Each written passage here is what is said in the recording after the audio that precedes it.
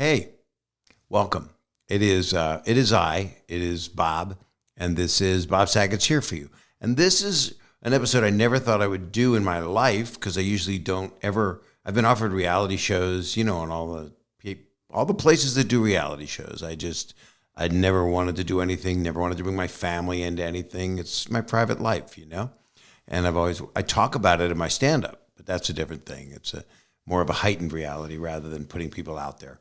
But my wife, Kelly Rizzo, is a media person, and she's a producer, and she's an on-camera person who has done a lot of social media, and she has a company, Eat Travel Rock. There's Eat Travel Rock Productions, and it's really cool. And I met her because of her work. I met her and asked a friend. You're going to hear all about it because we're going to talk about how we met, if you're interested in that kind of thing. And if you're not, I get it.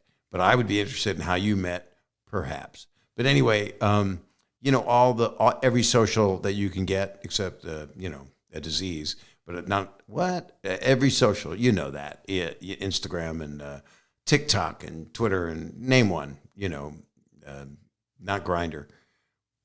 Oh man, I'll get through this. She is at Eat Travel Rock, and it's Kelly Rizzo, and she made me do TikToks. I fought it, but I just do them when I have a moment. It's been a month. I don't know. But she's amazing at everything that she does. And she's very knowledgeable on food and travel and is always working and producing things for different places in the U.S. and around the world. More and more now around the world once we're starting to get back now and able to travel. And here, I'm going to let her in so you know what to do. I'm going to let her in. She's in the house, but in another room. This is a very fascinating episode. So rate, review, subscribe, follow, listen, do whatever you do, however you get your podcasts. You can go to YouTube and watch the two-shot of Zoom, which is nothing happens except talking. And you see how large my head looks that day. And you get that at youtube.com/Bob Saget. And with no further ado, here comes a fantastic person. Her name is Kelly Rizzo. And yes, we are married, so that is unusual. I don't know what the result will be, but I hope you enjoy it very much. She's absolutely lovely, and here she is.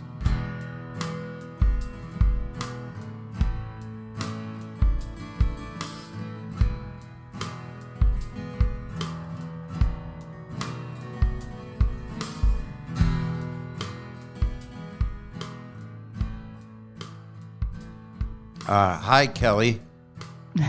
Hello, Robert. I never liked being Hi, called honey. Robert. Hi, honey. Hi, honey. You know I never liked Robert, right? But I still. Hi, Bob. That's weird too, right? I don't really have a name. I know. Well, I like to call you honey. I don't know how I identify. I'm very confused. There I go. Already brought up the hot topics. Oh, How are you in the other room? I'm good. I'm good here in our lovely dining room in front of our lovely fireplace. Right. And it has accessibility from the other side, not from that side. If anybody's watching on YouTube, they'll know a lot about the fireplace. Yeah, I don't think we've ever lit the fire from inside this room. I feel like we've only lit it from the other side. Right, because this side doesn't open. Oh, well, there you go. Shows how much I know about our house. Yeah, look around. How are you today? I'm lovely. It's been a wonderful day here at our home, honey. Honest, I've been in a bad mood today. I'm not always in a bad mood, but I've been I don't know. I'm not going to talk about it because I don't want to, but I will say that I've watched some news and listened to some news, and I had to do an errand, and it's frustrating to wake up in the morning with someone that you love, meaning you, and not I didn't want to bring up the UPS guy, and all of a sudden it's like, wow, the day starts and you hear, oh, did you hear what happened today? How do you think? I mean, your specialty is a lot of things, but you're also smart. So how do you think people should deal with when they wake up and they see the news or hear the news, or a friend contacts them and says, hey, did you see what just happened? Not to be specific, but I think everybody's going through it. Yeah, I also think it depends on the person because you are very affected by external stimuli.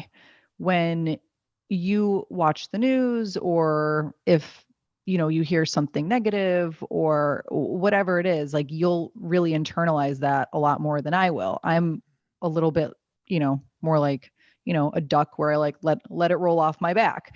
You walk Um like a duck, but I didn't want to tell people I yeah, actually walk like a duck. I'm the one whose feet go outward. Um, yeah, they're like that. and my daughter Laura does it too, but she stopped. She worked on herself, and now Well, she walks. Laura has done incredible amounts of work on herself physically with her incredible yoga practice Yeah, and she's able to help other people, which is amazing. I'm just learning how to walk. I know. Well, you're lanky. You're a tall guy. You're a little lanky, I'm a goofball. and a little. I'm a little more sure-footed than you are because I'm a little I, stumpier. I'm pretty. You're stumpier. Yeah, You're I've got my dad's stumpy. short. I've got my dad's short Sicilian legs. I don't think that.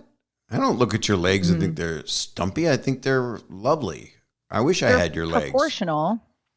If I had Well, your legs, I could probably rule the world. mm, you'd be about 5'6". I don't think so. I'm short waisted, but no, I have long legs. I'm short Well, waisted. I'm short when I'm wasted. But all I was saying was because when you you're were, because you're bent over. well, that's I how. Well, that's think how. That's too personal. But no, like I, bent over, like I'm not. I have Um, good posture. This is all going to I be have me horrible defending myself posture. because she knows everything about me. But I I have am. horrible posture. I'm overly sensitive because I feel things very deeply. So yes, and I try not to impart it too much in my work, especially if I'm doing comedy and uh, acting. I love because you delve into that. But then again, some So would parts, you consider yourself more of an empath? yes. It's also a good name for a new car, American car, the Empath, Yeah, the and empath finder. the car that Um, cares about you. yeah, I'm not. I can be, I guess, empathic if, let's say, I have a friend or somebody I know that's going through something or a family member, or if I read something that really resonates with me, where I'm like, oh, I can really put myself in that person's shoes, which is what empathy is. But um, I don't get as affected emotionally by, let's say, news of the day. I might get a little heated or like, oh, can you believe this? But I don't let it like get into my heart as much. You don't think so? You were pretty passionate about things this morning. You were upset about some Right. But stuff. I'm immediately able to not be upset about it 2 seconds later. Like it won't stay with me. For me, it's a very in the moment kind of thing. I watch the news, I might get heated. I'll be like, oh, look at that. Can you believe that? Did you see that? But then immediately after, I let it go and I don't hold on to it, at least emotionally. Like it doesn't weigh on me. Where I feel That's a like with you, really that's a it great can weigh on lesson. you. Yeah, I cannot disengage sometimes when I feel injustice or when I think people are forcing things. I don't know. The main thing is that this is basically going to be our therapy for the day, talking to everyone listening.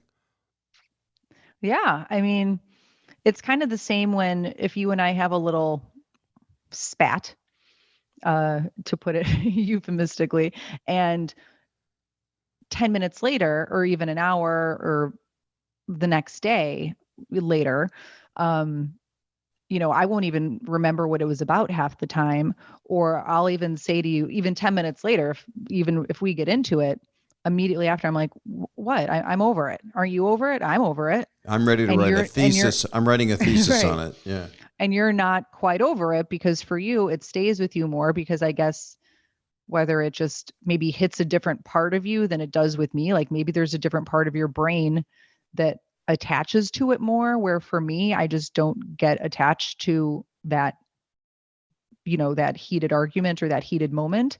Um, it's also kind of a grudge thing. Like for me, I don't like to hold grudges where I'll just immediately let things go because maybe I'm always striving for just a low stress, low anxiety environment. For me, holding on to that, like really, if I hold on to something, it creates more stress and anxiety for me. And I just always kind of like to be pretty go with the flow and happy go lucky. And so for me, 20 minutes later, I'll be like, what? It's fine. Everything's fine. And for you, you might be like, no, like we didn't resolve this yet. It needs to Well, yeah, really because I've had a go lot of through the therapy, motions. but I need to, I need to, and I go too far down the rabbit hole with things. But until I clear it, and I think there's in the middle somewhere of what we both are like is the best. But what's great is we always end up knowing that we love each other. And you're Kelly, right? Yeah. Or Kelby, as you like to call me. Yeah. Don't tell everybody all of our secrets. I mean, Oh. I'm Bobley. Um, So let's do something I didn't think we were going to do. Let's Okay. tell listeners how we met because we've told the story before. You've told the story before, but I think Mhm. we should just lay it out and then. But first, I guess we want to talk about because I always have guests, as you know, and we talk about projects they're working on, things that they're passionate about, and so I mean, we should first say that your business that you've had for years is Eat Travel Rock. And I know what that is. What is it, honey? It's a production company, but it's a brand, and you are a producer where you'll go in and do um, videos, movies for people that help sell whatever they're selling, whether it be United Airlines or a great a great tourist spot. I mean, we went to Switzerland together because you had a deal with Swiss tourism and you've done stuff with a lot of companies. And Fender was really exciting in the different things that you love, which is food and travel and music. So you have that component. And then you also have your Instagram and your TikTok and your Facebook and your all of your virtual things that are your YouTube world of all your segments of a show that was called Eat Travel Rock. So why don't you spend about 12, 13 seconds on that, and then we'll say how we Well, met. you're honing your elevator pitch a little bit about what I How do. was It's I? it's How getting was I? Do I know what you do? see that I would say you knew what I did better. It was a I wouldn't say it's as concise as, let's say, if somebody's like, "What did she do?" They'd be like, Yeah. Okay, well," Right. but no, but you're right. So Eat Travel Rocks like the brand, and it's recently morphed into production company Eat Travel Rock Productions, where I'm really helping people who restaurants, tourism boards, food brands, beverage brands, spirit brands, things like that, who want to make What are cinema quality. spirits, booze? Yeah, like yeah, booze. Who want to make cinema quality social media videos. So, I'm helping create those, but then I still have Eat Travel Rock for me as me, where it's, mainly social media, Instagram, TikTok, that whole stuff when I'm going to, oh, you're looking Stop at me it! like Stop you it! like Stop it! Stop me. it! Stop it! Sorry. Stop it! Um, This is where, what we don't I'm, want people to see. They'll go right to the YouTube now. They won't listen. They'll go, "What did he do?" I was looking at her affectionately. If you're just listening, I know. because we're married. Yes, you're right. It was very, very sweet. And it's supposed You to looked, get better the longer you're married, but there's no you looked at marriage. me with endearing eyes and it made me very happy. Yeah, Um, a but deer in headlight eyes. yeah, exactly. So, um, yeah, I just was in Louisville working with their tourism board, but I went to a music festival to see Metallica and Jane's Addiction while I was there. So that was, as you noticed, I was having a lot of fun.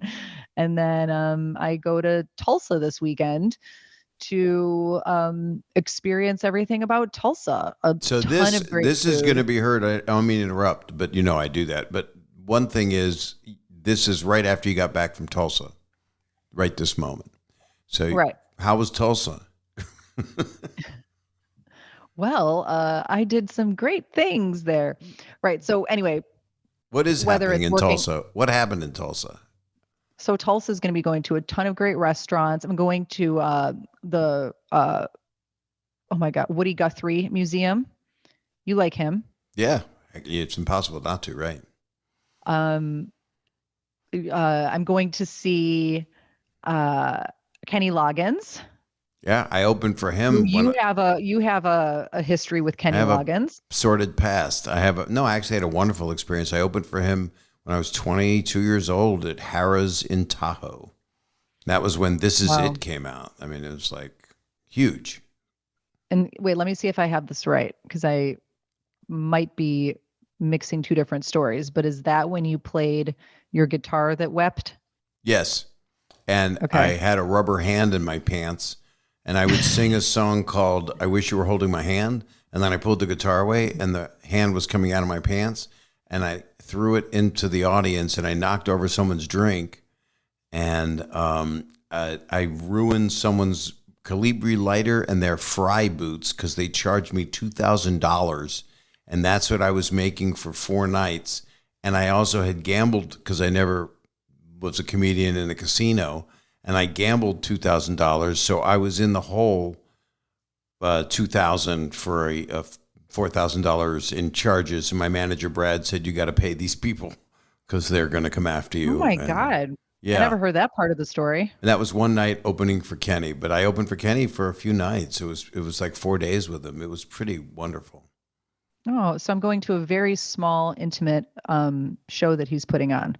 So if I get to see him, I get to bring up how Oh, you you'll used to see open him. for him. Of course, you'll see him. I mean, if it's intimate. Let me ask you a question. Yeah. So you were at this event last in Louisville, for example, and Uh-huh. some people, everybody falls on different sides of, uh,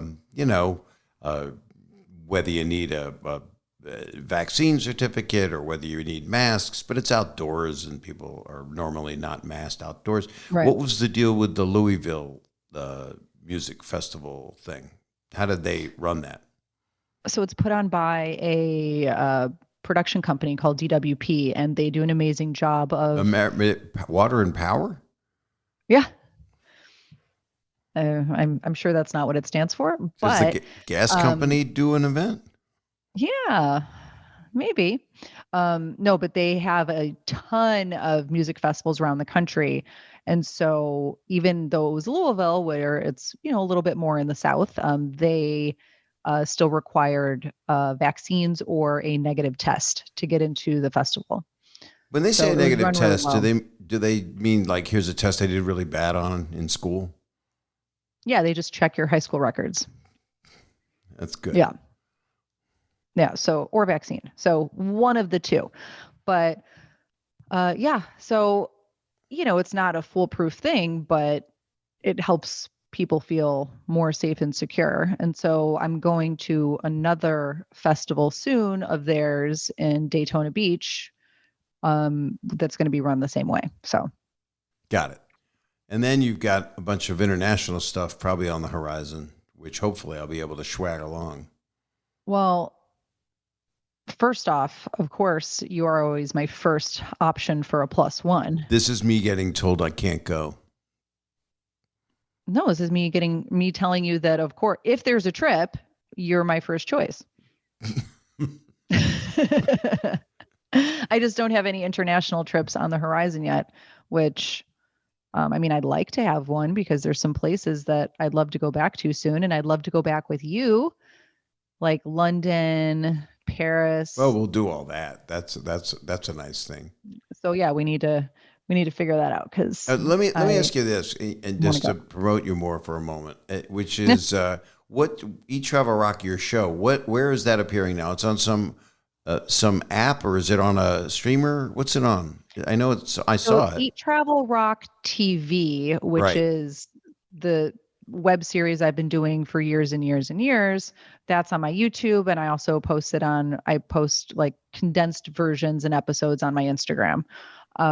But now I have Eat Travel Rock Live, which is my show on the new Fireside app, which you're familiar with too, but it's Yep. really fun. And I've been having a great time on it because it's a new app founded by Fallon Fatamy and Mark Cuban. And it's the next evolution of storytelling, is what they call it. So it's really cool because it's like a podcast, but it's video and it's live, and you have an interactive live virtual audience as well. So you get to really, let's say, have a guest on, and I've been having on airline pilots and guitar aficionados who give me a live guitar lesson, or I've been having on chefs. So it's, kind of in the eat, travel, rock vein, and has to, kind of have something to do with that. Or at least it's a guest that then we talk about food or travel or music. Cause Well, like I had you on as a guest yeah, I'm recently, always and in the house. Like we we made decided to a, do this. We made a what? A drink, right? we made a cocktail, and we talked about other food, and we talked about travel. It was really fun. But I wanted to know what's the thing that's actually running your old episodes. That's the thing that it's actually streaming right now. You saw it in an airport. You were telling me your show. Oh yeah. So That's it's what I on was referring yeah, to. it's on Ficto and on Reach TV. So Reach TV is really cool because it's in, I mean, either most airports or every airport, or at least airports nationwide. But yeah, it's 100 million viewers every month that Does they that have, include because people they're, like in the lounges that are just walking by the TV, or it's like on monitors? I don't know what constitutes an actual viewer, like how much time they need to have Right. their eyeballs locked in on it. Um, but it's a really great platform. So yeah, Eat Travel Rock TV is still out there in the ethos, even though a lot of those are my episodes from 5, 6 years ago that are still getting views and still getting viewers. It's really fun. So how did you meet me? I don't know how else to do Oh, this. that's a I mean, I story for wanted the to talk ages. about what you do and stuff, but I mean, people are listening to this because, oh, he's having his wife on, and she's, I respect you and you're smart, and we are together, and we've never done too much like this. I mean, we do TikToks. You got me pulled into the TikTok rabbit hole. When people aren't attacking me on there, you've been coming up with good premises, and people go, I love you on TikTok, and that's got millions of people that look at your stuff. I mean, you make, I mean, I think 40 to 80 of them a day, I think. 40 to 80 a day. Yeah, I'm very prolific. I never Mm. leave the house. Um, well, the TikTok thing is funny because, and some of the Instagram reels, because you were very apprehensive at first about doing them. It wasn't, you were a little hesitant to do anything where it kind of showed our private life, or showed us in our element at home. And but then when you saw how it can be really fun and exciting to post a video, and then, something just all of a sudden goes crazy viral, and you're like, wait, how did that happen? Like, what? And then you see all these people are seeing it, and you get a ton, of course, when you have, um, for anyone watching who's not too familiar with TikTok, when you have something that goes very viral, it can it brings in a lot of wonderful comments, but with that brings in a lot of negative comments. So of Yeah, course you that's have what to that's my filter through the favorite part of negative, it. right. But The herd, the monsters that come after me that, say terrible things that aren't accurate or true. And you can't sue the people in the comments, can you? unfortunately not. Let me shift gears again, because I think people want to know. They like to know personal stuff, but I think what most people ask me about, and I think they ask you about, is the same story, and we have different views on it. And rather than talk about world events and how because we both have our own opinions of things and our worldview, and a lot of times they're Mhm. exactly the same, and sometimes they're different because we come from different backgrounds and we have different ways of looking at the world. But usually, it comes down to caring about other people and having love in our life and family, people that we love. So we met 5 years ago. So let's hear your version of how this happened, and I'll interrupt you throughout because I know that there will be differences of how we ended up being married after I was single for a long time, but in relationships like you were, off and on, between Right. a divorcer. You've been Yeah. divorced once, correct? Yes. I've been divorced once. You're I know. Kelly. You're Kelly. Yes. You're from Chicago. Yeah. You Mm. got it. See, guys, it only took him 5 years or so to learn my name, where I'm from. What's my middle name? Elizabeth. Yay. But I Yeah. gotta call my How did nephew. we meet? Yeah. How did we meet? So it was an April morning, 2016. And I was sitting at a brunch with some girlfriends, and all of a sudden I got a text message from a friend of mine whose fiance at the time you were friends with. Well, you've been friends with him, I guess, or acquaintances I with could him. say who it was. It was Ro Khan, a broadcaster from Chicago, who I'd known for a long time, and Right. I always liked Ro. Right. And I didn't know Ro very well, but we knew of each other, and I was friends with his then fiance. And she texted me and said, FYI, Ro's on the phone with Bob Saget right now, and he's asking about you. And I was like, what? That's random. Oh, that's You weird. didn't Okay. say ew, right? You didn't say ew. Well, I mean, I didn't say you, but of course I didn't say you, but I was like, This is oh, the quote, all right. Kelly. This is the quote they're gonna use. Okay. Well, I was like, huh, that's interesting. And she said he wants to DM you on Instagram. That Is sounds that okay? disgusting. Can we just say direct message? He wants to DM you. Sounds absolutely He appro. wants to send you a direct message on Instagram. Would that be okay? And I was like, sure, I guess. And, full disclosure at the time, I wasn't super interested You're not because, alone. well, it was just I was alone a not lot. really the wheelhouse I thought that I would, it wasn't, you're a bit older than anyone I'd ever dated. And Right? Like it a just seemed a tree. little, it just seemed a little far-fetched for me at the time. Right? And, but you, uh, direct messaged me and you said something kind of up my alley in terms of like, "Hey, Kelly, Bob Saget here. Um, I probably I apologized. I'm sure I said something. I hope this isn't too weird. But Rose said it was okay to I'm sure direct you message did. you. Yeah, I'm I sure you always did." And you apologize. said, right.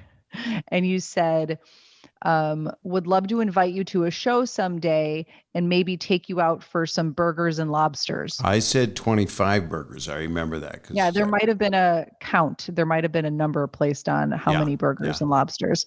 And I said, "Wow, well, thanks, Bob. Like, that's so nice of you. Um, sounds fun. I'm not going to be in LA." Like, maybe I thought that you meant in LA specifically, but I said, And I meant hope Chicago too. maybe one, right. I actually I said think you'll be coming to my show. Didn't I invite you to a right. show? I You think. said, "I'd love to invite you to a show and then take you out for burgers and lobsters." That's And gross. That sounds like I just want to fatten you up for the cooking. no, you knew that I liked food.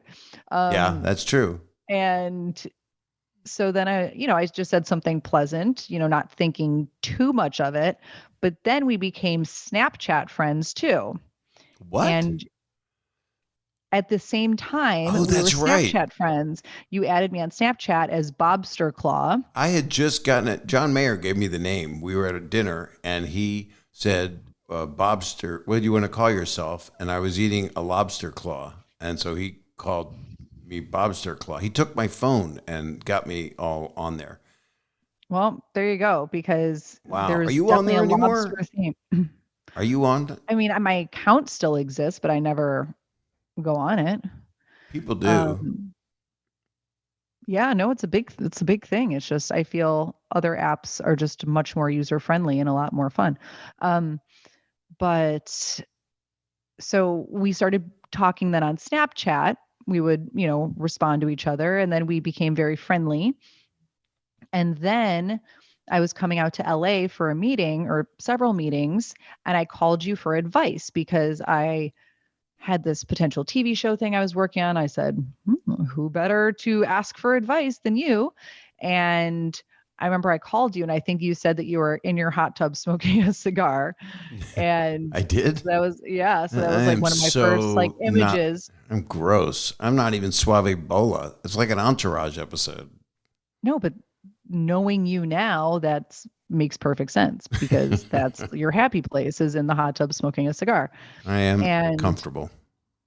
yeah, you're very comfy there. So um we we chatted about that. You gave me some good advice. And then I said, by the way, I'm coming out to LA for some meetings. And you offered to help set me up on some meetings. But in my mind, that was a little, you hear all the stories of, oh, those Hollywood types that try to, you know, those producers and everything that try to Right. say, "Oh, hey, I'll get you a job," or "I'll get you this meeting," or "I'll put you in my movie if you do X, Y, and Z." Or they don't say that there's strings attached at first, but then later on you find out there's strings attached. Well, in the past 5 years, everybody's been Right. outed as being disgusting that does Right. that. And And of I'm course, not like that anyway. well, I I know think very maybe well 20 now. years ago, I was probably more like that when I first No, got well, divorced. Maybe 25 years ago. I don't know. see, the thing is, I usually have a pretty good gut sensation for this stuff, and I can just get a really good read on people. And I didn't have that feeling about you at all. Like there was nothing that said, or no red flags or nothing that me feel like it was creepy. Why did you, if you felt that there were no red flags, why, when you came to dinner, did you show up wrapped in barbed wire? That was just my dress. It was the style back then. It was really pretty. It was very biblical. Thank you. Mm. Um, so I didn't have any of those. I didn't have that like gut reaction to, oh, this guy's creepy. He wants something, something's weird.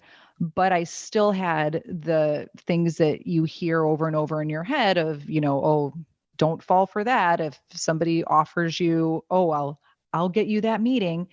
So I was a little reluctant at first. And then I think I said to you, "Oh, no, no, no, you don't have to do that." And you said, "No, I really, truly want to help you. I think you're talented. And if I have these connections at, whether it was Food Network or Travel Channel or whatever it is, you said, I'd like to help."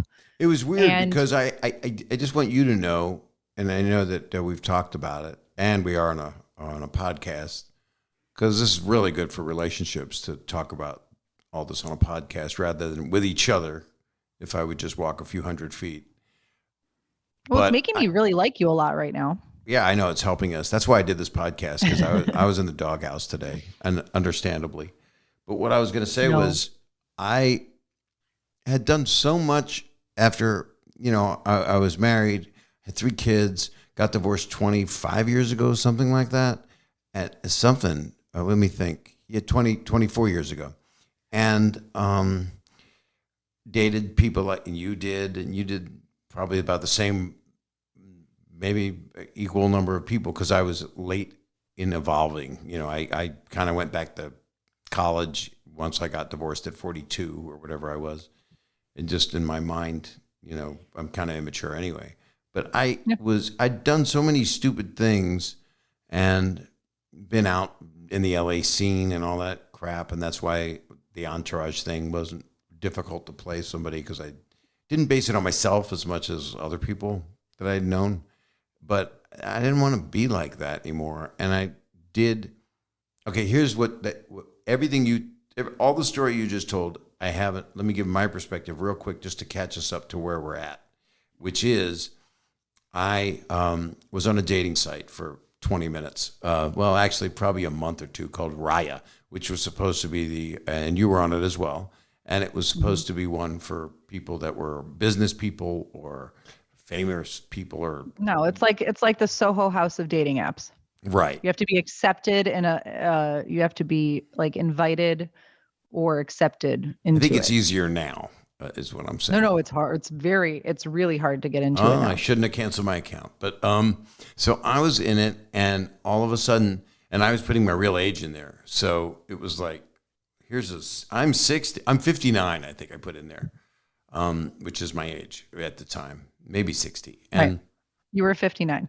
okay, and so my my whole thing was that I had you have to make a profile. What was your profile on there? What was your music? Um, Beastie Boys, So What You Want. And what were the images? You know what? it didn't have any really sexy, modelly, bikini type pictures. It had maybe a couple more glamorous shots, but then a lot of it was like, look, like I can hang with the boys and I can, I had like some snowboarding pictures, Right. maybe a couple things with a cocktail in my hands, but they weren't the clubby type of, try to be sexy photos. It was a little bit more girl next door, tomboy. I mean, it was a Beastie Boys song, so it was the very opposite of what almost every girl on that app had. Right. So that app for me, I put my real age, and I was not in your age range of people. What was your cutoff point for ages? I think it was 50. Right.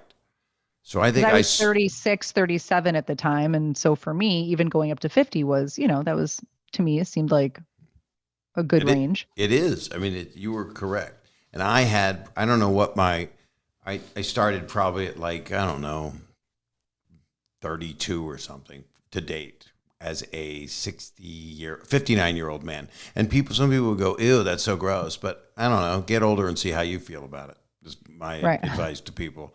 Because, everybody's different. And I can understand people going, oh, that's gross. But I've always had a big age gap with people because I'm not like people my age, I'm immature. And yet I'd like to think I have a certain wisdom, but I've made a lot of mistakes in relationships. And I'm the one who made the mistakes. Let me interrupt for a second. I mean, I didn't behave. All I want to say is I didn't behave properly a lot of times, I think. I was annoying. I was aggressive in terms of being bullish, and you see me when I want what I want, and I'm not talking about anything that has to do with sex. I'm just talking about I want to do this right now. I want to watch this right now. I want to, I'm like a spoiled kid,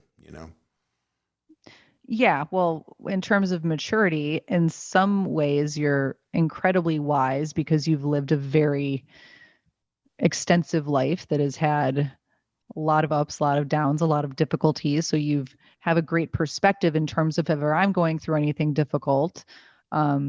You're always a great person to turn to because you're able to really come at that with love, empathy, and perspective.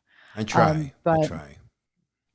right. But You yes, do you that can also. be, but so you are kind of this interesting dichotomy because yes, you're 65, which as I said, you do have a lot of wisdom and maturity on some level, but then you're also, I mean, for a And 65-year-old, the only person I know that I can, I have more fun at a nightclub in Vegas with you than I would with my girlfriends who, let's say, are even 10 years younger than I am. You're the one that's ordering tequila shots and, let's go up in the DJ booth, so are you saying that I'm just a partying drunk? I mean, that's terrible. that's exactly what I'm saying. Jesus. No, but a lot of 65-year-olds are not, Well, I don't party up, that. I up. don't party like that Well, anymore. and I don't do it often either, but I'm saying when we do, very few people your age are like, would even consider that remotely fun anymore. Well, And people I I know. don't, I I mean, don't, Stamos. I well, mean, oh no, he doesn't drink, but we hang out and and do that. he's right. And he's also 7 years younger, but I'm saying like Damn. you can party and have fun. Like I'll take you to music festivals. I took you to Lollapalooza when you were 60 and you were the coolest guy there. I mean, people were freaking out to see, well, I mean, that's a whole different story. But for somebody your age, you can appeal to people who are, I mean, you have fans at your shows that are in their 80s, and then you have fans that are, well, they Yeah. can't come to your shows, but you have fans who are 7. Yeah, I have fans they can't come to my shows, but my shows are getting Right. cleaner. But I have shows that are, 19-year-olds with fake IDs, and my audience goes all the way to death. Right. Like sometimes they take people out on a gurney. Birth to death. Well, I have to say more about how I wanted to be with you because it was the most mature way I ever approached a relationship. It didn't have any, there was no, I don't know how to explain it. if it worked, if we were friends, if it went past friendship, okay. I think I let it go more than any other person I'd ever found attractive or wanted to know more about or found interesting. That I did want to mention that my profile wasn't the Beastie Boys and snowboarding, and I'm young and I'm vibrant, which I was. I thought what was great about yours was, and it's so funny. I'm promoting a dating app, but mine was a Jackson Brown song, really depressed, me alone in the Very depressing. snow, Smoking a cigar. just sad. You're It like, was just like, I think the song was, what was it? These Days, which is, it was either These Days by Jackson Brown, which is about the loss of someone he loved and a kid. Very, very sad. Or Late for the Sky, something just really heartfelt, gloomy. And then the only people they matched me up with was Courtney Love, and then one other person. Seemed like a nice person, but I just looked at your Instagram because it's on there, and then it said something about Ro Khan. I don't know how I connected Ro Khan, and that's when I contacted Ro and asked if he knew you, and I actually didn't say it in that way. I said it in a more, I guess, not the most gallant way to say it. Is she a nice person? But not in those words. And then his fiance at the time matched us up, and then you came to LA for 4 days with 4 people were always around you, and I was there as the fourth wheel, and just seeing what was happening. So I didn't think you liked me, but I was liked me in a romantic way, and I think that's the healthiest way that people could approach a relationship, rather than 2 people meet at a bar and then they just lock eyes and they're making out behind the trash bin in the alley. I don't think that is necessarily the. I don't know. Some people that works and they have stayed together, but this was, I think, more of a truly organic thing that I'd never really had before, except when I was very, very young, when I was a kid. Well, I was wrestling with it a lot, and that's why you thought I didn't like you, because I kind of didn't want to like you, because I thought it was a very, like, what are my friends going to think? What's my family going to think? I'm with somebody that's so much older. And at the time, I didn't really know you very well. And a lot of the perception was it was either Danny Tanner or Dirty Comic. Like, that's what people like. That perception hasn't changed, unfortunately. Well, but, when fortunately, I kind of would either be like, oh, I love, oh, I was a fan of Full House. Or they'd be like, ooh, he's filthy. Have you seen his stand up?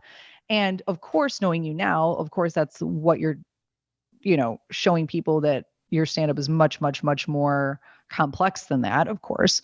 Well, since we've been together, my stand up has changed a lot. I think it's just grown a lot, and it's more caring for me. It has. But at the time, I didn't see it initially as a match, but yet I felt very compelled towards you. I felt very connected towards you, or connected with you. And I got to a point where I was like kind of fighting it. And I said to some of my friends, I was like, I think I have a crush on him. And they were like, you totally have a crush on him. It's very obvious. And I was like, I can't have a crush on him. Like, it's too weird. Like, it's just doesn't make sense. It's too out there. And all of my friends were very supportive. They're like, just go for it. Like, he seems great. Like, he clearly likes you. He seems very nice. He's been such a gentleman, like, just go for it. Like, what do you have to lose?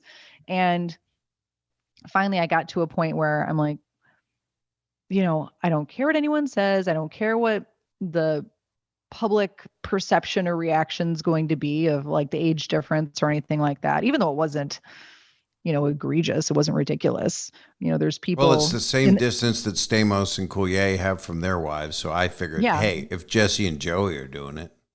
They're all three couples are exactly 23 years apart, which is very interesting. And how that happened, I do not know, because the odds of that are crazy. But And then people say that you look like Jodie Sweetin, which doesn't make sense to me at all. But I look nothing like Jodie, and I love Jodie, and she's beautiful. I mean, we're just both blonde, so I guess maybe that's where people get it. But right. maybe we have a similar face shape or something. I don't know, but I don't think so. I love Jodie a lot, but I don't think so either. She's like a daughter to me. Yeah.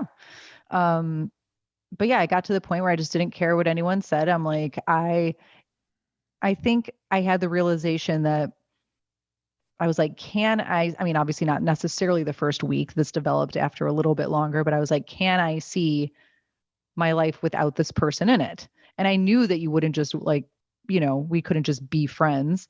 And I was like, I didn't know that. I thought we were going to be friends. That was the big, in fact, we'll find out about that. We're going to take a quick break. So what we were about to say, I was about to tell, because people want to know, how can I find a good relationship? And people during this whole time, during quarantine, during these difficult days we've lived for 2.5, 3 years, people have either gotten divorced or they've gotten together, or people were best friends and they decided to get married during the whole COVID thing. And what do you think? Do you think it brought us closer together, or do you think it, I can't believe I'm letting this turn into a reality show. It's everything that repels me, but it's personal. Everything you hate. But I'm trying to help relationships with people. That's kind of why. Well, you and I, during the actual lockdown phase of everything, let's say from March through August, which is, that was 5 months where, was that 5 months? Yeah, 5 months where we pretty much barely left the house. Will you say lockdown again? I find it really hot. We were on lockdown. Oh my God. We were. I was duct taped to the bed. She wouldn't even talk to me. Such besties. I laid in my own soiling. Strangely, we got along. That was like the best we had ever gotten along, I think. We were very in tune. We were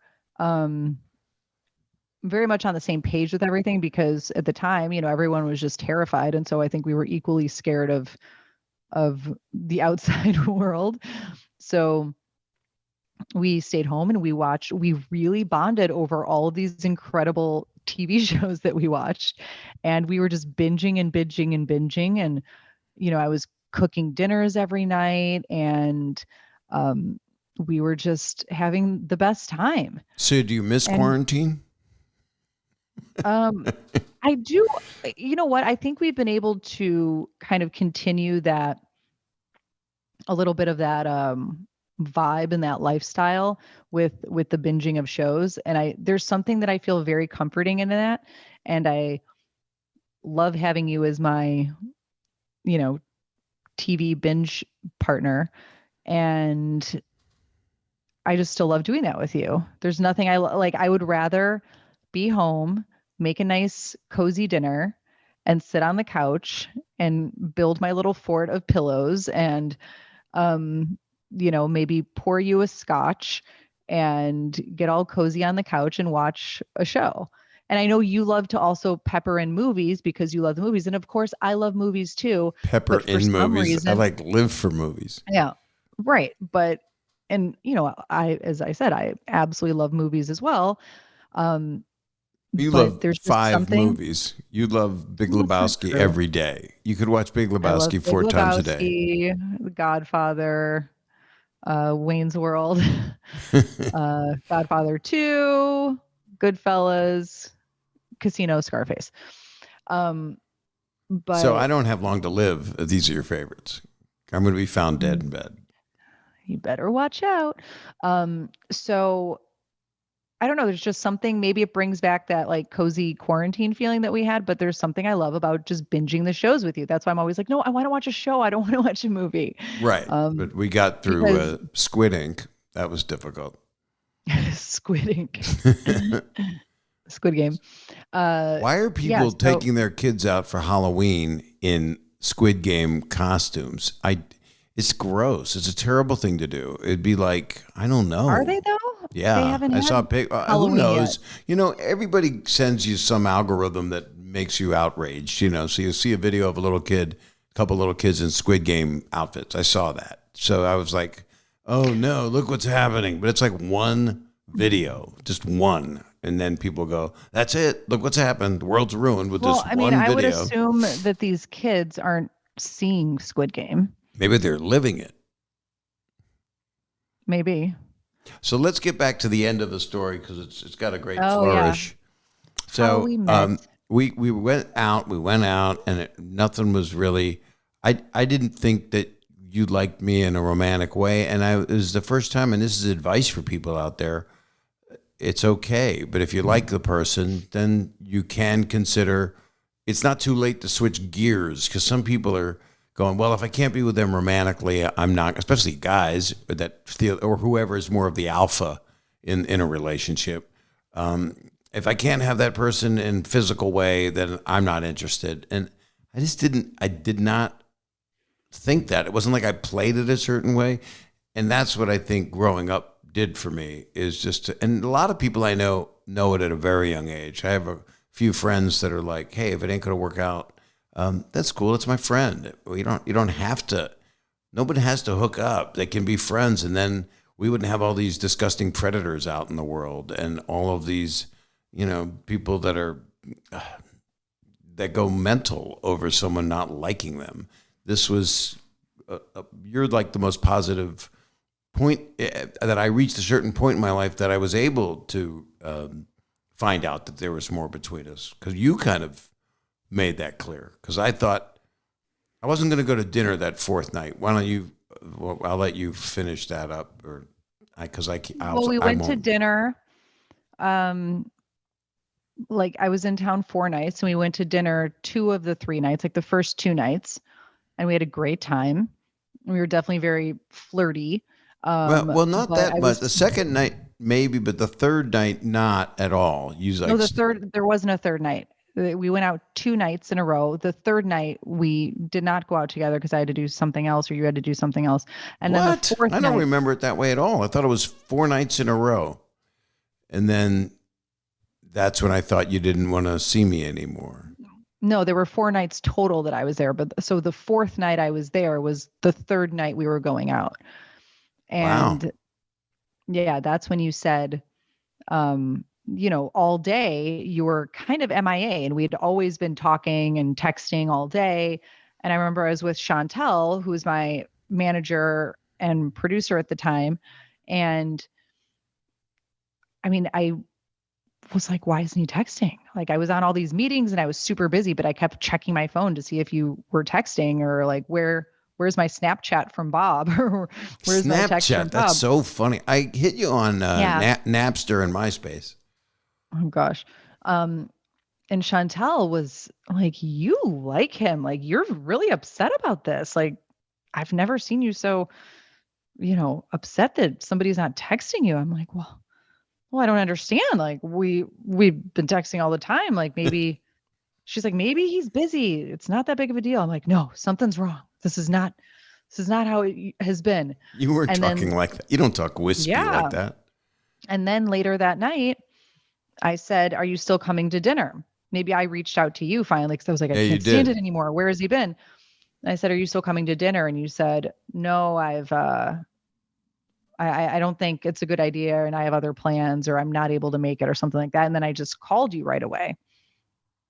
And then I was like, well, what do you mean? I thought you were coming to dinner.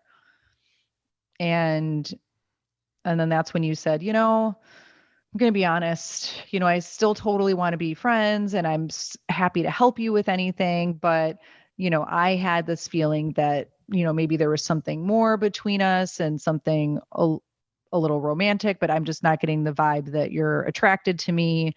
And that's totally fine. But, you know, if you're not, I think it's best that we're just friends. And then I just don't think I should probably come to dinner. And I was kind of just really impressed with how mature that was. Cause usually I was too. I'd never really, but I'd already resolved that that's how I was going to approach you. Right. But I feel like most guys my age, wouldn't have addressed it so directly. No, when I was your age, I would address it. Or they just ghost or, you know, I would just ghost hear from them again or, right. or they still, who Or they're knows? aggressive. But They're right, annoyingly aggressive, and that's not who I want it to be ever. right. So it was very mature, and I was very impressed by that. Good for And Bob.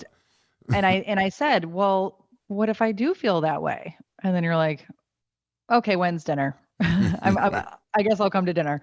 And then that night is when we definitely connected more and then had, more of a, We could stop now. okay, We we don't have like to each tell them. other. We don't have to No, tell them more of anything else. a, we clearly like each other type, Yeah, we type got of evening. more romantic, Yes. flirty. We got more Still flirty. very, very PG, but yes. And, Yeah. um, And then 2 weeks later, we went to Vegas, and then yeah, and our first the rating official date. changed. Yeah. But, it was interesting for me because I, at the time, I had,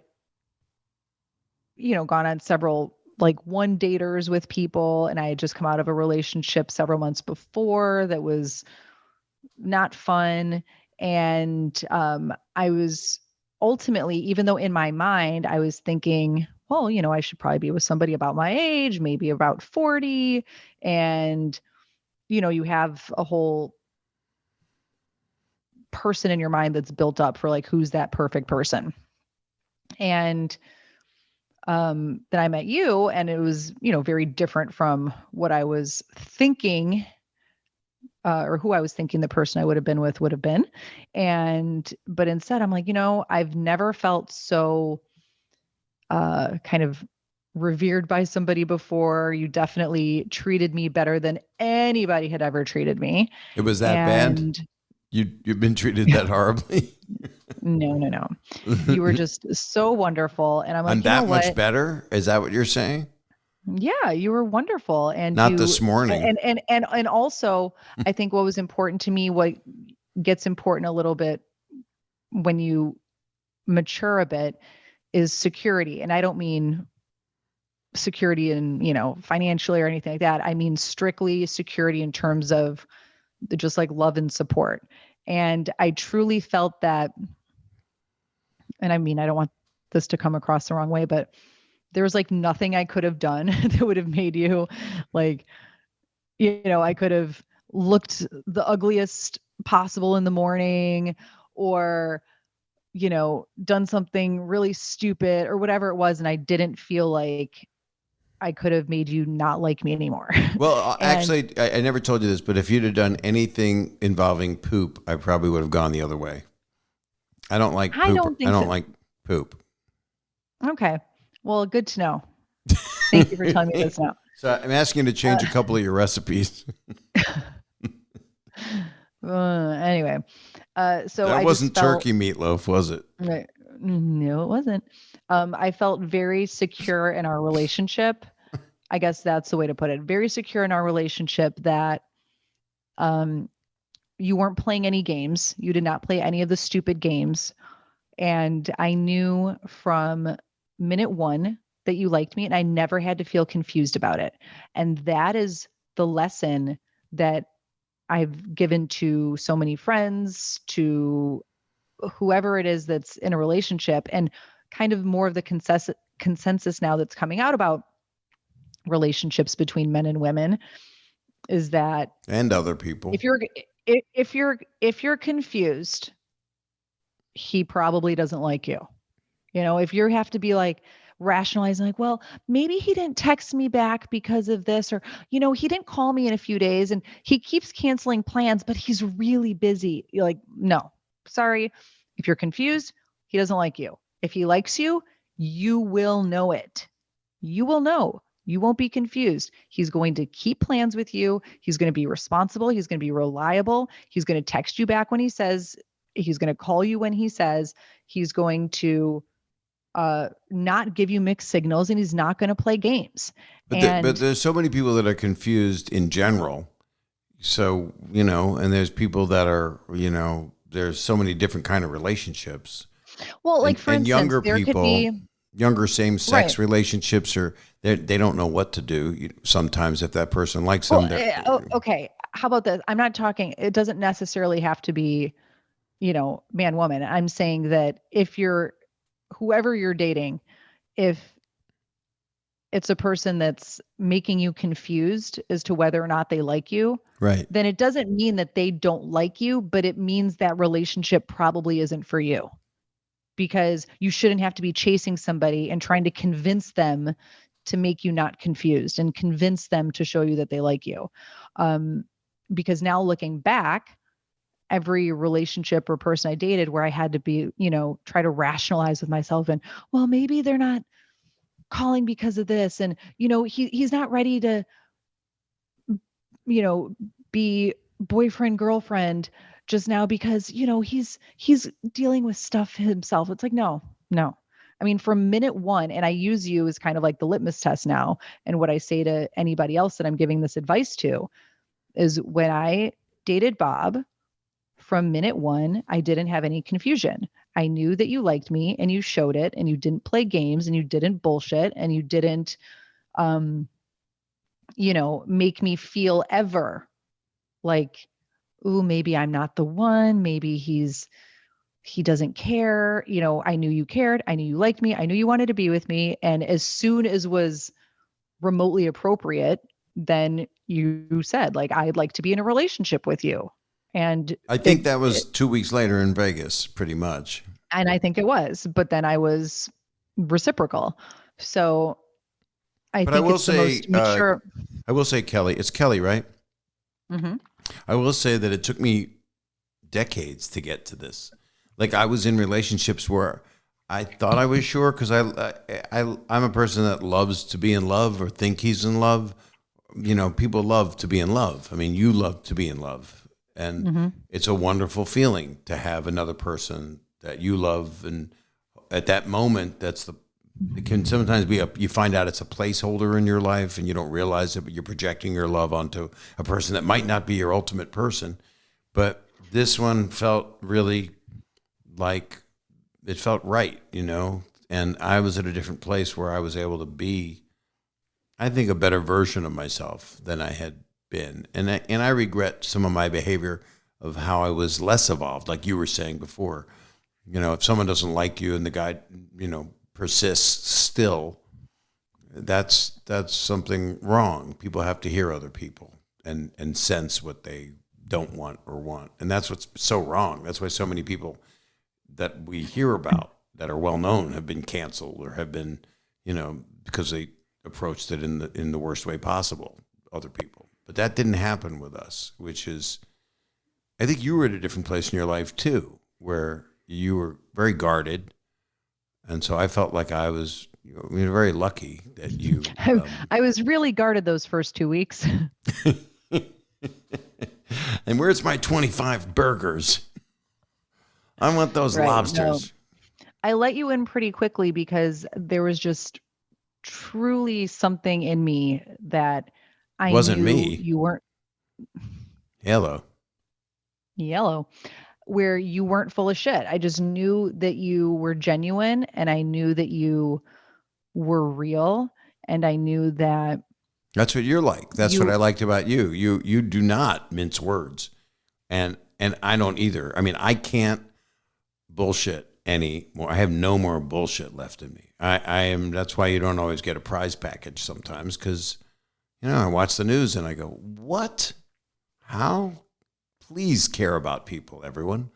And so I take it really. I mean, I look at humankind and my heart bleeds, and then I try to, I don't know, binge a show with you to forget about it. And then it turns out to be Squid Game or Nine Perfect Strangers, and people are like suffering or completely shroomed out. So I don't know. I just think we're lucky.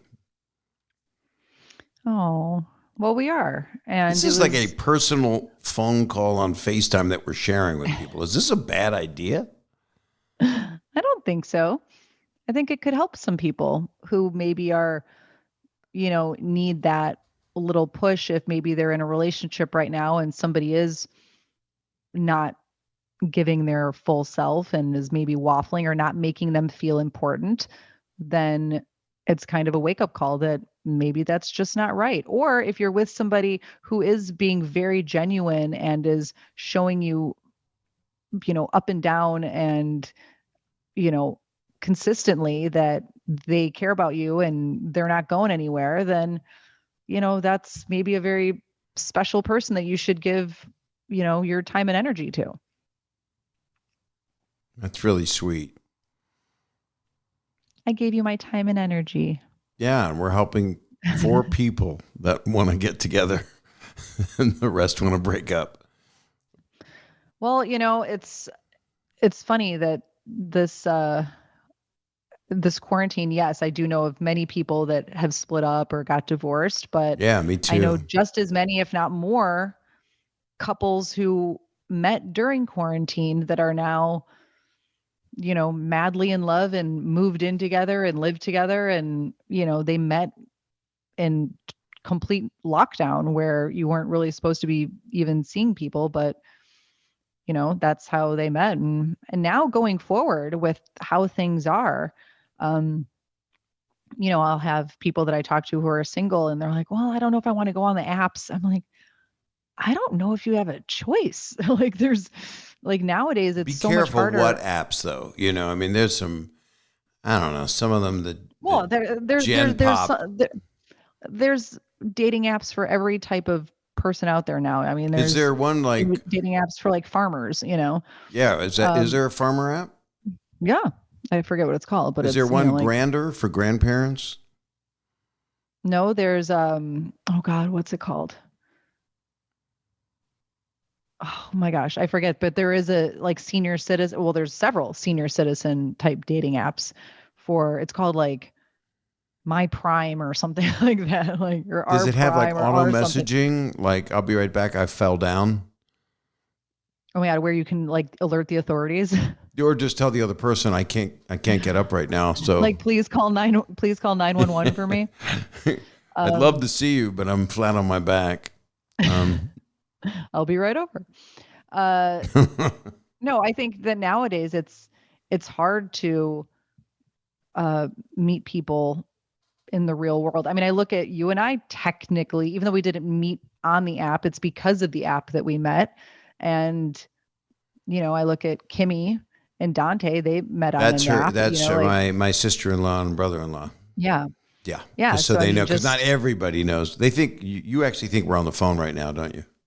And I'm oh, on I tour. forgot. I'm on tour, and you're like, Oh, I forgot. I thought we were just FaceTiming. no, Yeah. you're in So Tulsa. your sister and brother-in-law met on an app. I mean, so many people met initially on an app. I mean, now Isn't that weird? it's I mean, isn't commonplace. it better to meet people in life than on an app, or do you think there's advantages to it because you get into phone conversations and FaceTime I conversations? don't think, well, keep in mind when you and I met, that was 5.5 years ago. There was Now no things are, television. it was even before telephones, and Marconi things was were, just born. things were, right. Things were very different in terms of even attention spans, What? where now, I'm sorry, what? very funny. I can't hear you. Now, seriously? No, I can't. I can't. Oh, I've got these headphones I should walk around with. They're great. now what scares me for anyone is trying to date on a dating app is, like, let's say you're meeting somebody out at a bar. That person is probably talking to 5, 10, 20 other people on their app. And their mind might be like, oh, wait, did so and so write back yet? Did so and so, like, it's unusual to find somebody that's probably completely unattached to several other people at the same time.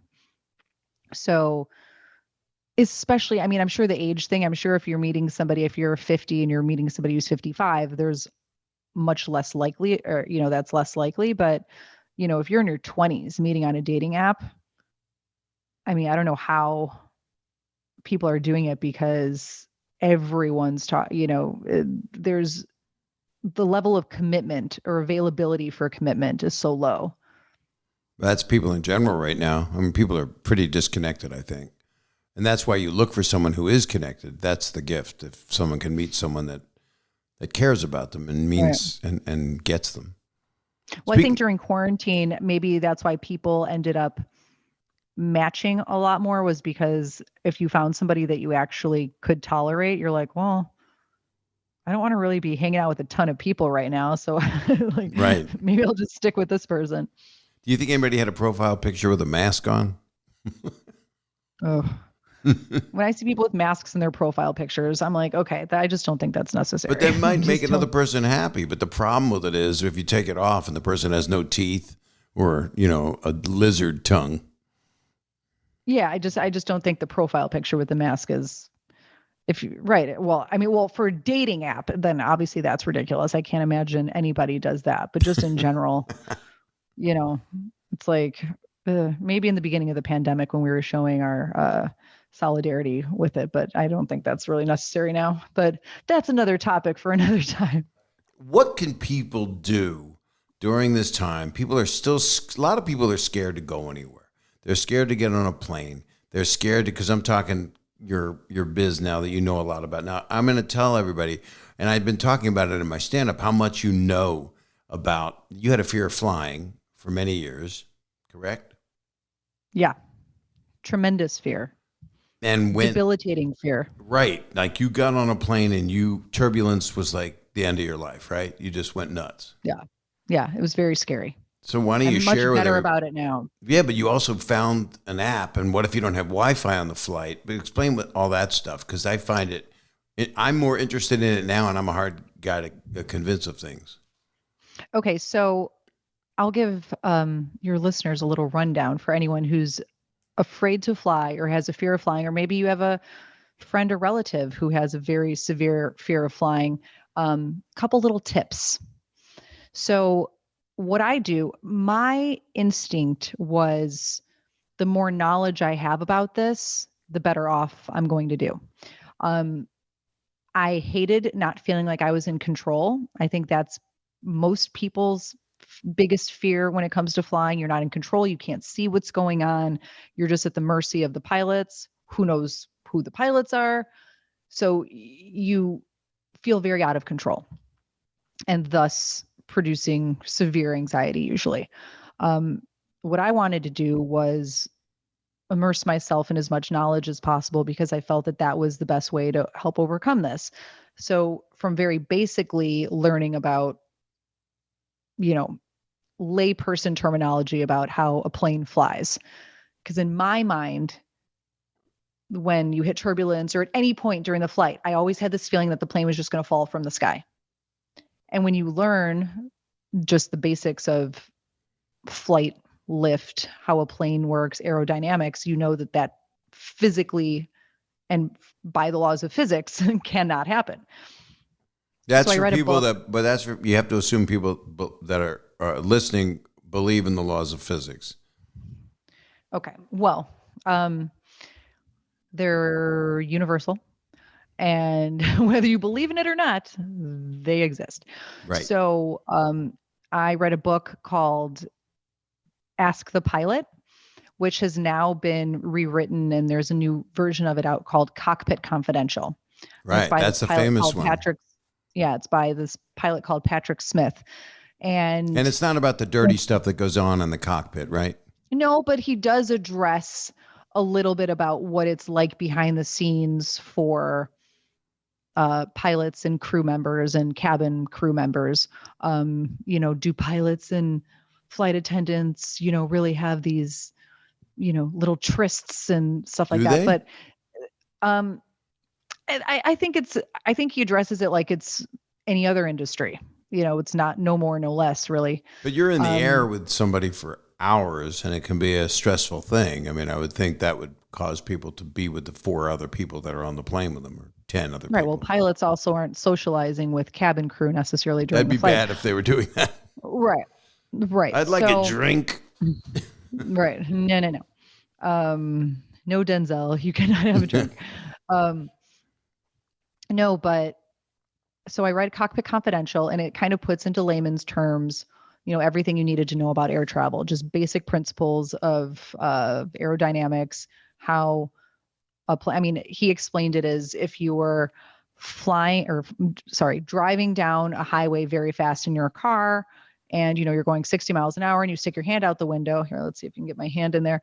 And if you have your hand like this, it'll just go through the air. But if you turn your hand like this, your hand's going to go up. So it's the same exact thing that happens with a wing. Like you can't help your hand from going up. Same thing with a wing. When you're going, 180, 200 miles an hour down a runway and the wing starts to pitch up and the nose pitches up, like it will carry the plane off the ground. That's how people are like, I don't understand how this big hunk of metal can fly. It's like, well, it can't not fly. It can't not. It has to. So I read that book. It completely changed my life in terms of being able to just understand the basics to help me overcome, and explains turbulence in there, how it's literally just wind and no plane has ever crashed just from turbulence alone. And out of like 1 billion passengers every year, I think there's 60 that are injured from turbulence every year, and 2/3 of those are cabin crew members. So it turns out to like 60 passengers per year are injured from turbulence. How do the cabin crew members get hurt? They're the ones walking up and down the aisles, and if severe turbulence hits, they're the ones that are not belted in. Is it the most dangerous thing for the cabin crew is that they drop the coffee pot on their toe? I mean, I'm sure that's one of them. I've seen it happen a lot. Getting burnt by hot coffee. Yep. That's the most dangerous thing. That helped me. I have an app that you were probably referring to. I have two apps. One is Flight Radar 24, which is my favorite airplane tracking app that shows, all the planes that are in flight at any given time, worldwide, gives you all the information about the plane. That's how I always know how old the plane is that I'm going to be on or that I'm on. But I like tracking my flight. And then I also listen to air traffic control, which there's an app called liveatc.net. But it's also an app. And I know you always think that I'm crazy, but I think you've come to accept it now because you know that not only does it help keep me calm, but I also just really enjoy it. It's almost like my video game is following along with air traffic control while I'm looking at my Flight Radar 24 app. How do you do it for 4 hours though? That's what's so amazing. Well, I don't.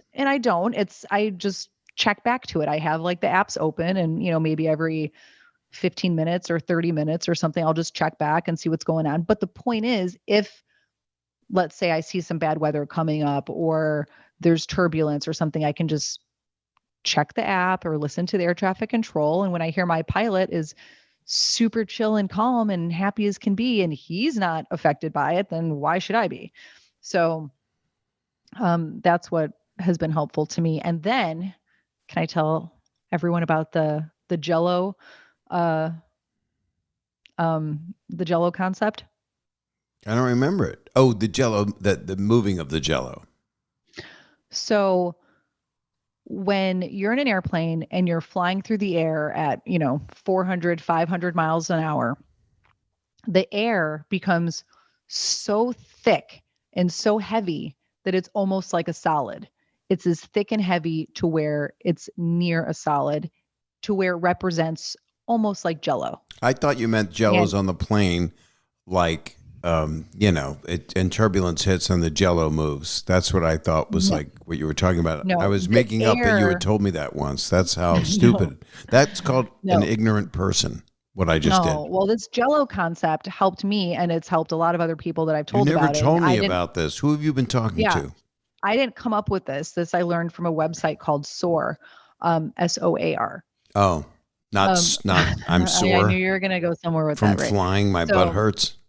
So when a plane is flying that quickly, the air is close to a solid, almost like a Jello. So the plane cannot. Isn't it like pudding? Right. So picture the plane, like let's say there's a little model airplane and it's inside a Jello mold and the plane is like stuck there right in the middle.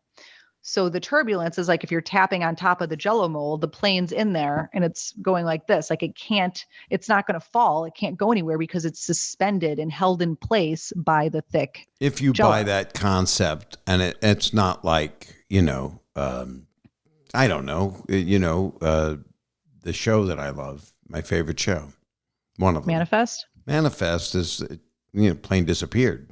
I mean, Can that happen? Okay, but let's How do you leaving explain the out Bermuda? supernatural. How about the Bermuda Triangle over the years and planes that Okay, disappeared? How do you explain that? this is leaving out wormholes and supernatural Ew, phenomena. wormholes. Ew. Okay. We're not addressing that. I'm strictly addressing the laws of physics and how air at a certain speed becomes very thick and very heavy, Okay. where it actually holds the airplane up. So the plane can't just fall from the sky, which is the fear of a lot of people. And so you use this app. You listen to the pilot talking to the tower. That's Flight Tracker, right? Flight Radar 24, yes. Oh, that's and then I'll be scared rarely because I fly so much, and you'll talk to me on when there's Wi-Fi. When there's not Wi-Fi, but you calm me down. You say you're going to go through turbulence, and it lasts for about 4 hours, and your flight is 4.5 hours. You'll be fine. 4 hours. Right. So what do you do when there's no Wi-Fi and you can't go through these apps? I freak out. Do No. you? No, I mean I don't like it, but yeah, you have to come to a peace with just knowing that you're not in control. Not that you're ever in control, but you feel like you have more control when you have more knowledge available to you. Um, but recently I was on a flight that didn't have Wi-Fi the entire flight.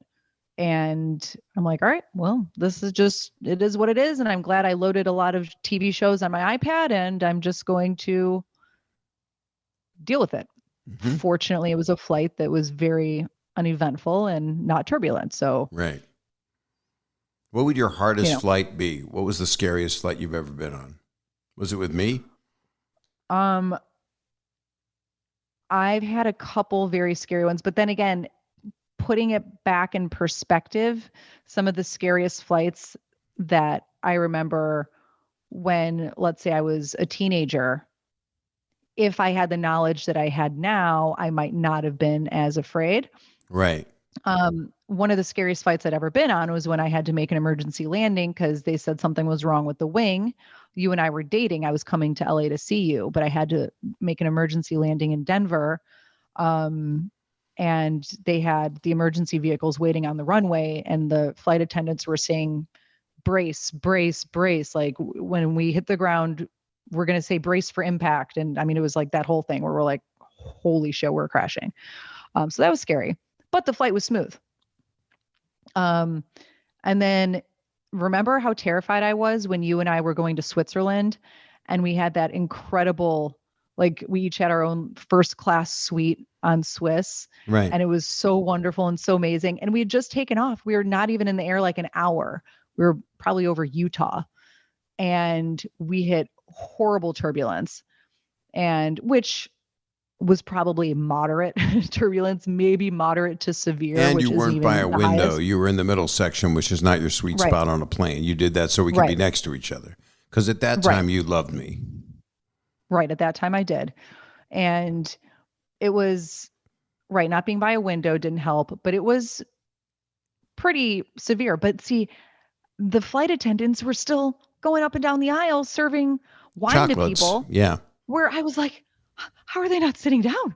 And I was borderline about to cry. I was almost about to cry, but I didn't. I held it together, and then it only lasted maybe 20 minutes. And then the pilots let me come up into the cockpit, and that was not why they wanted you up there. They wanted to ease my fears. That's what they call it. But that was really cool to be in the cockpit of a brand new, less than 1 year old 777. To see that whole operation. And granted, it was nighttime, so I couldn't see a whole lot, but it was really cool. So also I wanted you to, because you really have calmed me down about the air on airplanes, because are there other companies that are better? I mean, we know United has the HEPA filter that they showed you all that stuff that you showed me, but in that it recirculates air as well as draws in new air. And a lot of people don't care at all and don't even, want to wear a mask or think that anything's dangerous on the flight, but the restrictions are pretty heavy. Is air better on some airlines because of the plane than others? At this point, I don't think it's an airline thing. I think, United flies Boeing 737s, and so does Southwest, and so does, I mean, they all do. They all have the same planes. So they're all equipped with the same equipment. Um, and at this point, different airlines like United is partnered with Clorox, I believe. And I think American or Delta's partnered with Lysol. It's like they're different. They have different partners that Is anybody partnered assure with their cleanliness. with the ivermectin? Anybody partnered with that? Deworming as their partner? I don't think that cleans aircrafts. Oh. But I think at this point, any of the major airlines are going to be just as safe in terms of cleanliness. Obviously I prefer to fly United, and I fly United 90% of the time. Cha-ching. And I've always done, I've always felt very safe and secure because I've had the behind the scenes tour with them even in the very beginning. I think I went on the tour with them. It was last August. So well over a year ago, where they brought me onto the tarmac and they showed me the HEPA filters, and they showed me, I walked up and down the aisles with the guys spraying the electrostatic sprayer, to disinfect everything. And now we're at the point where a lot of that stuff, we've learned now that COVID is, it's an aerosolized virus. It's not really transmitted from surfaces as much, or at all, but mainly. But you're not, the one that takes the alcohol surfaces. wipe and goes berserk when you sit in the seat. You basically clean the whole plane down. But that's not necessarily because of COVID. It's because people are gross that were there before. It's just because it's gross. Right. I mean, somebody could be, picking their nose and wiping it on the tray table, and then you're going to eat off of that. Or they poop their pants. When somebody else was in that seat just maybe 15 minutes earlier for hours and hours, who knows, who knows what's going on in it. So I was doing the wipes way before COVID.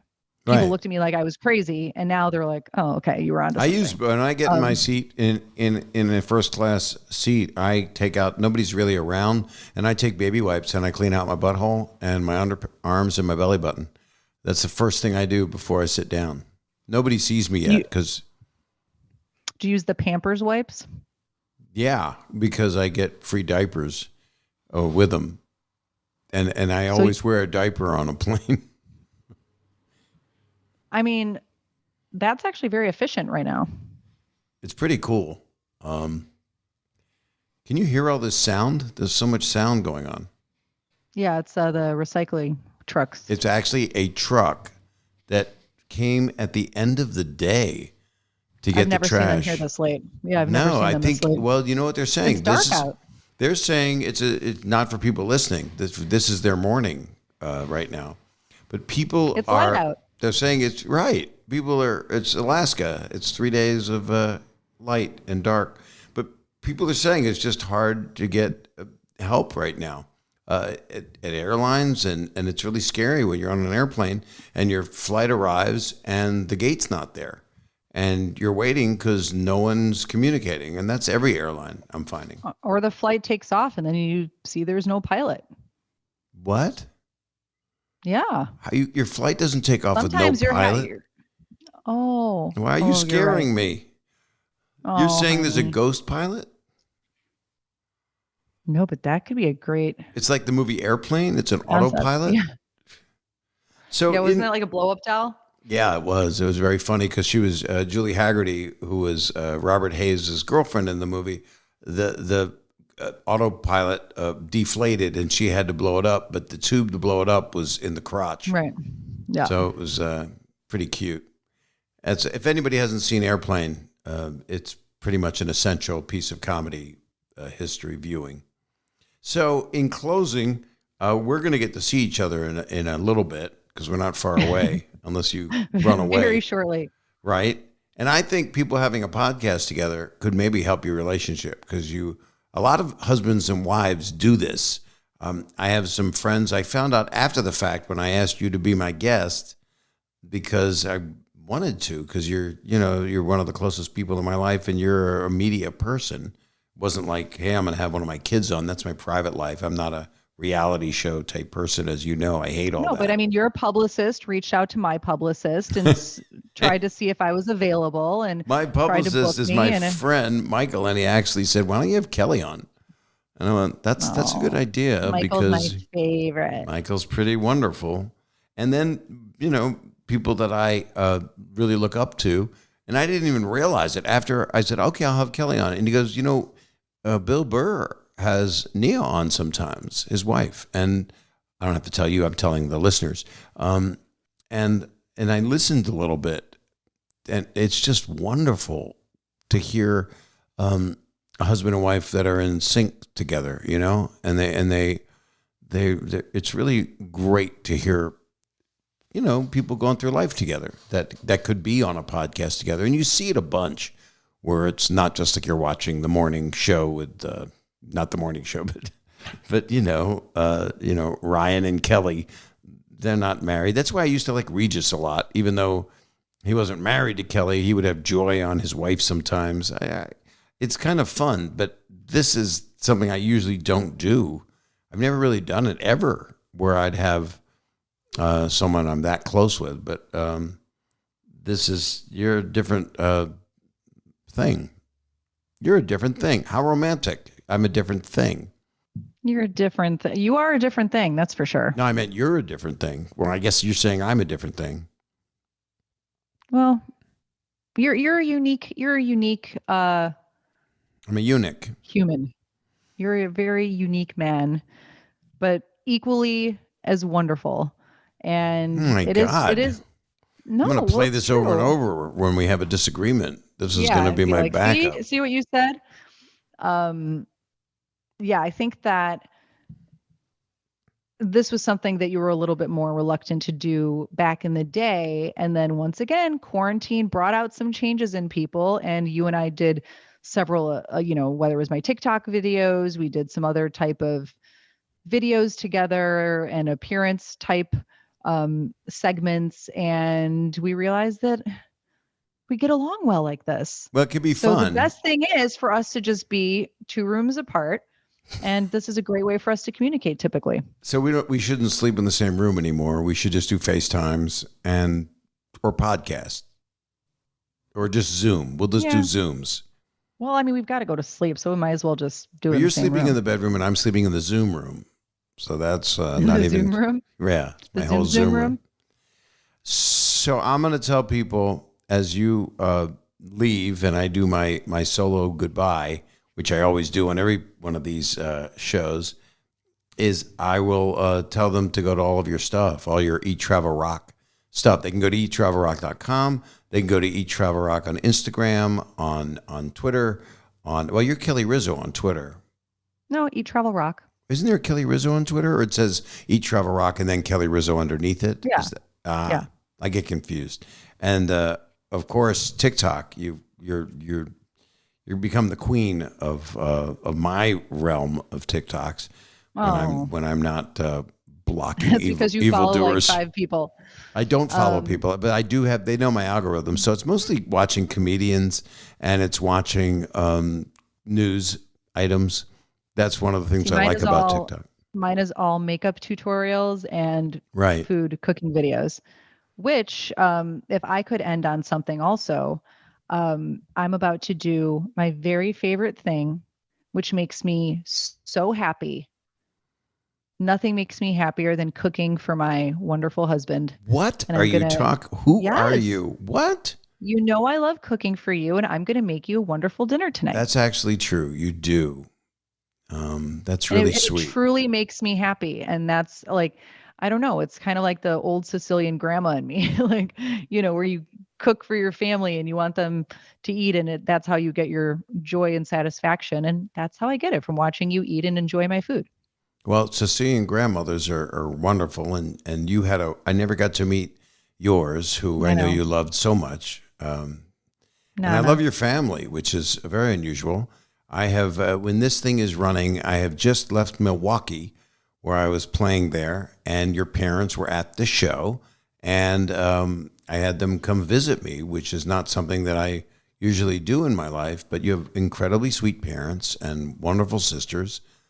And our families really like each other. I wish more of mine was alive. We love each other. Yeah, and my Yeah, and it'll daughters. be hanging out with my parents without me for the first time. So Yeah, I can really talk that about you. be my guest.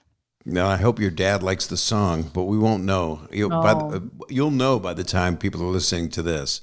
Well, I cannot wait. thank you for being my guest, Kelly Oh, Rizzo. You're a thank you for having me, fascinating honey. subject, and I look forward to all things Kelly Rizzo and Eat Travel Rock that are going to be coming up. I know that you're on your fireside, but there's a lot of other things I know you're working on that we haven't talked about because we don't want to talk about it because we like to keep our cards close to our chest. So Of course. I have a lot of cards blocking my man boobs, and thank you. And I think you're just wonderful. You're an excellent guest, and I Oh, can't wait to have my swordfish. well, I'm honored that you invited me onto your podcast and you bring out the best in me. So thank you, honey. What? And Are you well, reading it's this? true. I can't believe this. Yeah, it's the card you gave me that I taped to my computer. Thank you. So No, but no, it was very fun. I mean, obviously I've listened to a million of your podcasts, but it was very fun to really watch you do this because you're so good at it. So oh, I didn't do I'm very anything. I'm very honored that you had me. So thank you. What am I going to tell you? That's my wife, Kelly Rizzo. That was interesting. I never thought I'd do that, but I did, and I'm glad. She's let me talk about her like I'm not married to her. She's a very clear, wonderful person to learn from, and she's just has a real facility for everything she's doing. She was a realtor, and she quit all that and just is following her path. And I'm always impressed and learn stuff from her. So you'll be seeing a lot. Go to Eat Travel Rock. I'm promoting my wife on on every site that exists. She's there, and I don't know what to tell you. This is the end of another episode, a very personal episode. I hope it is not too weird that I ain't a reality show kind of guy, So this was kind of just, I don't know. That was Kelly Rizzo, and I'm married to her. So this is Bob Saget's Here for You. And you know what you do. You rate, review, subscribe. You want to subscribe. Or if you're listening, you can follow it. It depends on whether you're getting it from Apple or Spotify, wherever you listen to your podcast. Or you can go to the YouTube page, which is youtube.com/Bob Saget. That's my name. And thank you guys. Thank you for listening or watching. I don't know how you guys watch on YouTube because it's just a two-shot forever. Although there is some creative editing once in a while when I screw up badly. Sending you all a lot of good health wishes and a lot of love. Bob Saget's here for you. Talk to you next week.